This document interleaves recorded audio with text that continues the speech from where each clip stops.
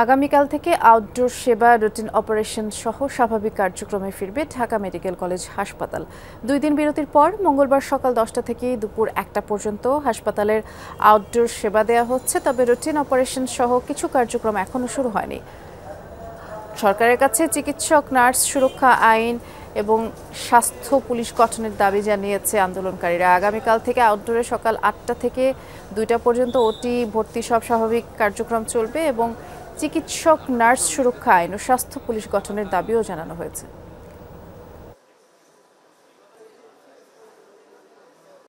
এখানে র্যাব, সেনাবাহিনী, police, BGB, answer সকল সদস্যের সমন্বয়ে আমাদের হাসপাতালে নিরাপত্তা নিশ্চিত করেছি। আমরা উপদেষ্টাকে শ্রদ্ধা করে তার কথার প্রতি আস্থা রেখে, যেহেতু সে একটা অগ্রগতি আমাদের ডিরেক্টর স্যারের মাধ্যমে আমাদের কাছে মেসেজটা দিয়েছেন, তাই আমরা মোটামুটি সবাই আশ্বস্ত হয়ে আমরা আগামীকালকে থেকে পুরোদমে সব কার্যক্রম চালাইতে চাই।